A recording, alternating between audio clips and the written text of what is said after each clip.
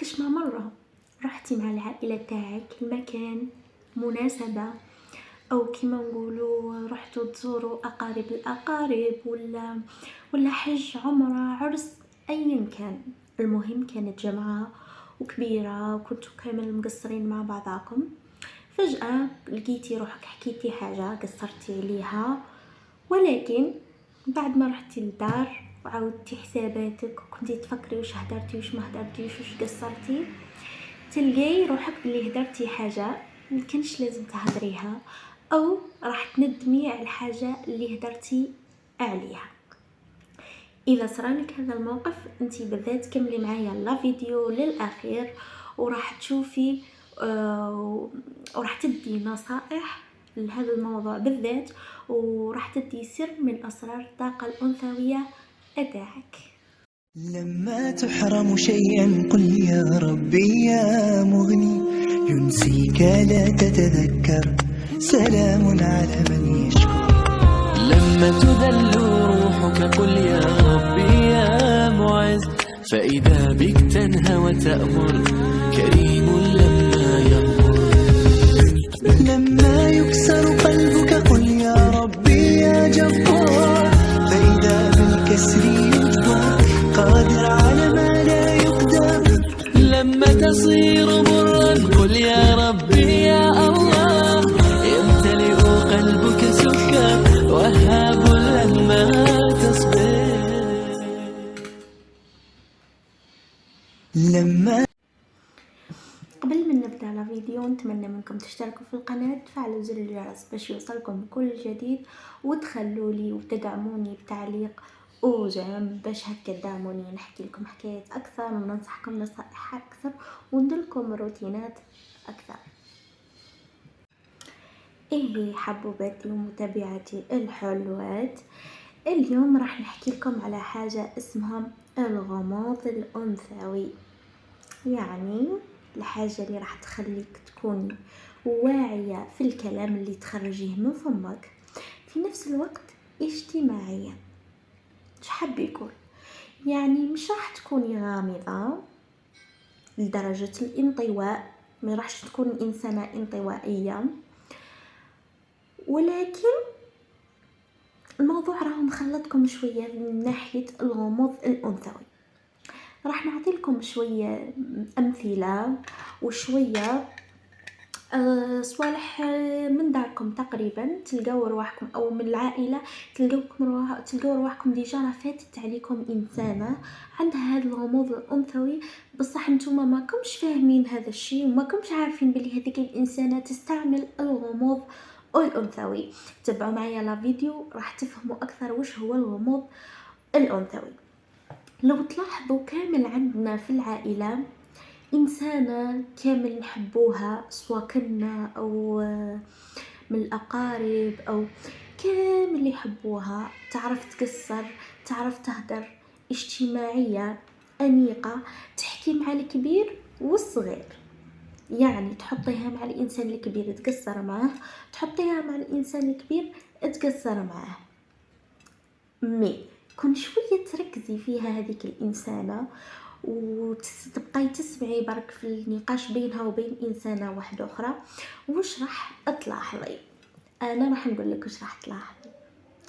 راح تلاحظي إنه هذيك الإنسانة ما راح تعرفي عليها والو في حياتها الشخصية.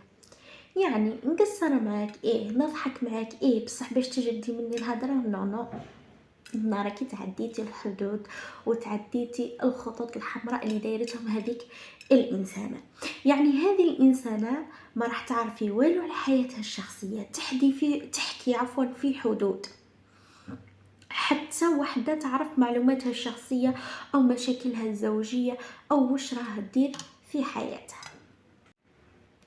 وتلاحظي إنه هذيك الإنسانة كون يسقسوها على حاجة شخصية تجاوب إما بطريقة ذكية أو تغير الموضوع بحيث إنك ما تفيقيلهاش بلي هذيك الإنسانة راها غيرت الموضوع. يعني قادرة تسقسيها على حاجة شخصية في خصوص علاقتها مع زوجها، في خصوص دارهم أو حاجة، تلقاي روحك مديتي من عندها والو، مي في القصرة تقصر معك. اسكو جات في بالك تكوني كيما هذه الانسانه؟ نسحق جواب لهذا السؤال. مليح، مادامك حابه تكوني كيما هذه الانسانه لازم عليك ديري هذه المراه قدوه. قدوه ماشي تقلديها وتكوني مهووسه بحركاتها وصالحها، نو نو. هنايا راح نديرو خط او سطرين على هذه النقطه. قدوه في تجسيد الغموض الانثوي، يعني راح تقلديها او تدي منها الافكار اللي تجسد لك الغموض الانثوي. راح نعطيلك مثال اخر. لو انك نتيا تعرفتي على انسانه جديده في اي مكان، سواء في القرايه، سواء في الخدمه، سواء في الكار برا، سواء ما على باليش، المهم تلاقيتي مع انسانه قاعده تتقصر معك. هذيك الانسانه تعرفتي عليها كاول لقاء بينك وبينها. ننصحك نصيحه واحده، اللي هي تسمعي اكثر ما تهدري، باسكو مازال ما تعرفيش هذه الانسانه كيفاش تخمم، هذه الانسانه طيبه ولا ماهيش طيبه، هذه الانسانه قادر تحكي فيك مرة واحدة أخرى ولا لا، اسكو هذه الإنسانة حافظة للأسرار وكاتمة للهدرة أو لا. هذه الإنسانة يعني قادرة تكون صديقتك يوما ما أو مجرد تعارف وعابر. هنا يركزي لي على هذه النقطة. انت إذا كانت هذه الإنسانة تعرفتي عليها ثم بعد راح حتى تدوا نوامر بعضاتكم، تدوا فيسبوك بعضاتكم، من بعد هذه الإنسانة ما كيش متأكدة راح تزيد تواصل معك ولا لا، ما كيش متأكدة راح تهدر معك ولا لا، ولا صح راح تكون عند هدرتها. لهذا انت راح تديري حدود في الهدرة اللي بيناتكم والتعارف اللي بيناتكم، وراح تكون راح تكوني إنسانة تسمعي أكثر من اللي تهدري. يعني مثل الإسفنجة البونجة، تشربي أكثر ما تمدي. فهمتوني البنات؟ يعني مش راح تقعدي ساكتة مع هذيك الإنسانة وتخليها هي تهدر لدرجة الملل، تحس روحها ما هي تهدر مع حتى إنسان، برك هي تهدر. نو، هذه النقطة ركزي لي فيها. راح تحكي ولكن بواش تحكي، راح تسقسي، يعني تخلي فضول عندك. وش نقولوا له هذا الفضول؟ نقولوا له الفضول الصحي، اللي تحسي هذه الانسانه باللي انت راكي مهتمه بالحديث معها، ولكن ما تتمادايش بالاسئله، ما توصليش للاسئله الشخصيه. راح نروح النقطه اللي راح تساعدكم بزاف، اللي راح نعاونكم فيها، اللي هي واش الصوالح اللي نحافظ عليهم ليا برك النفسي، ما كان لا نحكيهم لأي إنسان كان مهما تكون بلاصتو ومكانتو عندي. أول حاجة اللي ننصحك ماذا بيك ما تحكيها لأي شخص كان، أي إنسان مهما تكون معزتو، مهما تكون بلاصتو عندك، ما لازمش تحكيها نهائيا. اللي هي أي حادثة من حوادث التحرش، الاغتصاب أو أي أشياء مشابهة، ما لازمش تحكيها لأي مخلوق خلق إلا للناس المتخصصة. يعني لو طورت الأمور راح تحكيها لطبيبك النفسي أو راح تحكيها المحامي تاعك، أمك إذا كانت إنسانة تدعمك وإنسانة توقف معك وتكون كاتمة للأسرار. يعني مش أي إنسان راح تحكي له، ماذا بك ما تحكيها لحتى إنسان. الحاجة الثانية اللي ما ننصحكش تحكيها لحتى إنسان اللي هي علاقاتك العاطفية. ماذا بك ما تحكيها لحتى شخص مهما يكون قرابتك ليه. أولا لأنه معصية، إذا حكيتيها راح تعتبر جهر بالمعصية. ثاني حاجة تحافظي عليها سر،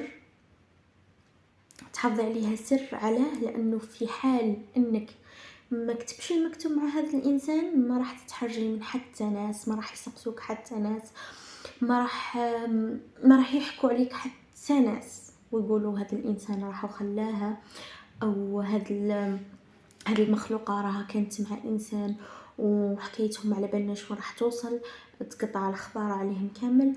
وحاجه واحده اخرى، للعين حق. قادرين بنات يشوفوك مرتاحه مع هذاك الانسان، متوافقه معاه، محترمك، داير لك بلاصه، داير لك قدر، انتي تحكي عليه هو يطير، هو يروح. لهذا ما ننصحكش ابدا تحكي على علاقتك العاطفيه. الحاجة الثالثة اللي ما لازمش تحكي عليها، لو كنتي إنسانة عندك مشروع، إنسانة تخدمي، ما لازمش تحكي على مصدر الدخل تاعك، ما لازمش تحكي على وشحال تخلصي وشحال يدخلك دراهم ووقتاه وكيفاه وما نعرفوه. هذه الحاجة خليها سر بينك وبين نفسك، ما لازمش أي إنسان يعرفها، حتى ولو كان زوجك، سورتو إذا كان زوجك يخلص أقل منك، راح تدخل هذيك المشاحنة تاع تعاونيني وتاع كذا وما نعرفوه. سورتو عندنا احنا هنا في الجزائر، العقلية الجزائرية، إما ما تخدميش إما تعاونيني بالدراهم. هذه مفروغ منها. الذكر الجزائري كامل يخمم بهذه العقلية إلا من رحم ربي. الحاجة الواحدة أخرى اللي ننصحك ما تحكيهاش لو كنتي متزوجة هي علاقتك الزوجية مع زوجك. يعني أسرار فراشك ما لازمش تحكيه لأي إنسان. مشاكلك الزوجية إذا كان هذا الإنسان مهنيك بزاف ما كان لا تزخي بها وتفخي بسكون العين حق كما قلت سابقا، قادر على أتفه حاجة يعينك ويطير كل شيء من يدك. لهذا وش يصرى بينك وبين زوجك من مشاكل، من محبة، من مناقشات، من كلش، خليها بينك وبين زوجك. وهذا الشيء حتى الرجل نورمالمون كيما هاك، نورمالمون ما يحكيش لا لدارهم لا لصحابه ولا حتى شيء، يبقاو هذو صوالح بينه وبين زوجته. يعني ماشي شرالك حاجه تروحي تخبري فلانه وفلتانه ويماك وخالتك وبنت عمتك، نو، خلي هذه الحاجه سر بينك وبين نفسك. ونفس الشيء للزوج، ماشي شرالك حاجه يروح يحكيها كاع لا فامي وشريت لها ما نعرفوه، في نفس الثانيه اللي انتشر الخطر. ننصحك هاد الامور ما تحكيهمش، ما تشقايش كامل تحكيهم ولا تزوخي بهم، لخاطش اشياء ما يدوموش، قادر بين ليله وضحاها يتبدل كل شيء. حاجه واحده اخرى اللي ننصحك ثاني ما ديريهاش اللي هي مشاكل الناس، الصوالح اللي يصراو في ديار الناس وانتي تكوني عندهم. ديري روحك ما شفتي ما سمعتي ما كنتي حاضره ما والو، انسايهم. علاه؟ محافظة على أسرار الناس كيما انتي تمناي الناس تحافظ لك على أسرارك إذا حضروا عليهم، انتي ثاني ماذا بيك ما تحكيهاش، ما تحكيش كامل هذا الصوالح. الحاجة اللي نحط تحتها 20 سطر ونأكد عليها، ما تحكوهاش يا البنات، ما تحكوهمش وأغلبية يحكوهم مع الأسف، اللي هي حبيبتي المتفرجة متابعتي الحلوة، أهدافك وخططك ولوين حابة توصلي وأفكارك، مشاكلك النفسية، وباش تستفادي. يعني باش تستفادي انت ما لازمش تحكي هذا الأمور، خليهم بينك وبين نفسك حتى وين تحقيهم وتفاجئهم بهم. يا ما ناس حكوا على مشاريعهم وما نجحوش، يا ما ناس حكوا على أحلامهم ما تحقوش، يا ما ناس حكوا على أهدافهم طاروا كامل هذه الأهداف. لذا حبيبتي المشاهدة، حبيبتي المتتبعة، متتبعة قناة دمسة ميلا، ما كان لا تحكوا هذه الأمور، خلوهم أسرار بينكم بين نفسكم حتى تحققهم وتفاجئوا الجميع بهم. الحاجة الأخيرة اللي ننصحك بها ونختم بها لا فيديو تاعي، اللي هي أي حاجة حكيتيها في أي بلاصة وندمتي عليها، إياكي تعاودي الغلطة وتعاودي تحكيها، مهما يكونوا سمعوها ناس ما تعاوديهاش. لاش تهلك الإنسانة ديجا قلتيها لها، ما تعاوديهاش وأنسيها تنساك. مادام وصلنا لهنا يا حبيباتي ومادامكم استفدتوا، ما تخلوش لا فيديو هذا يفوت وخلاص، خلوا بصمتكم في التعليقات، اشتركوا في القناة، فعلوا زر الجرس باش تكملوا الجزء الثاني من هذا الفيديو اللي هو كيف نقدروا، راح نقول لكم بطريقة مبسطة كيفاش تعززي طاقتك الأنثوية أو غرابتك الأنثوية. انتظروني في فيديو قادم. كنتم مع لمسة ميلا، دمتم في رعاية الله. لما تحرم شيئا قل يا ربي يا مغني، ينسيك لا تتذكر، سلام على من يشكر. لما تذل روحك قل